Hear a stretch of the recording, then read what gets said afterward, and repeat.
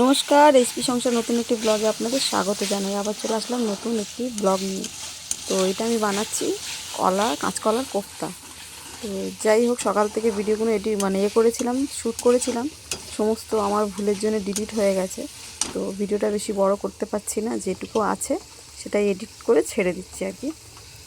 তো এটা হচ্ছে সকালে দুপুরের রান্না। কাঁচকলা কোফতা করছি আর পালং শাকের তরকারি করেছি, বড়ি দিয়ে, কুমড়ো, শিম, বেগুন টেগুন দিয়ে পাঁচমিশালি তরকারি করেছি, মাখা মাখা আর কি। আর এটা করছি, এরপর রুটি করব। এখন বাজে 3টে, বুঝলেন, আমার রান্না এখনও শেষ হয়নি। মাকে আজকে ভাত দিয়েছি, 3 দিন পর মা ভাত খাচ্ছে। কাঁচকলা সেদ্ধ দিয়ে শুধু সর্ষের তেল দিয়ে নুন দিয়ে ভাত মাখিয়ে দিয়েছি, মার খাওয়া হয়ে গেছে। আজকে সকালে ওদেরকে টিফিন করে দিয়েছিলাম, কাঁচকলা আলুর তরকারি আর ভাত করে দিয়েছিলাম। তো যাই হোক, আমার আজকে অনেক কাজ করতে করতে লেট হয়ে গেছে। 12:30 আমি রান্না বসিয়েছি, কারণ আজকে দোকানেও গেছিলাম, একটু দোকান করলাম। আপনার দাদার সাথে কদিন ধরে আমার কথাবার্তা নেই, ঝগড়া চলছে। তো ওনাকে আর তো বলতে পারছি না যে দোকান করার জন্যে, তাই আমি সকালে গিয়ে দোকান করে নিয়ে আসলাম। ওইটার জন্য আরও লেট হয়ে গেছে। তো কিছু করার নেই, কাজ করতে হবে, সংসারের কাজ। আর এখন আমার রকিকে ভাত দেওয়া হয়ে গেছে। আর আমি ওই সকালে টিফিন বলতে একটা রুটি আর চা খেয়েছিলাম, এখনও অবধি কিছু খাইনি। একটু দই ছিল, আজকের এই দই দিয়ে করেছিলাম এই গ্রেভিটা কোফতার।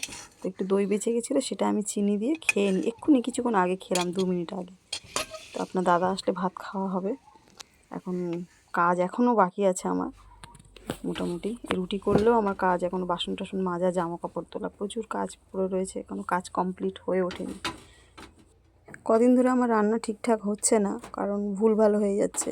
গতকাল যেরকম একটু চাল কম নেওয়াতে আমার ভাত কম পড়ে গেছিলো, রাত বাড়ন্ত হয়ে গেছিলো। তো ছেলেকে বলেছিলাম রাত্রে 3টে এগরোল নিয়ে আয়, যেহেতু ও খাবে না, ওই মা খাবে না, 3টে আনতে বলেছিলাম।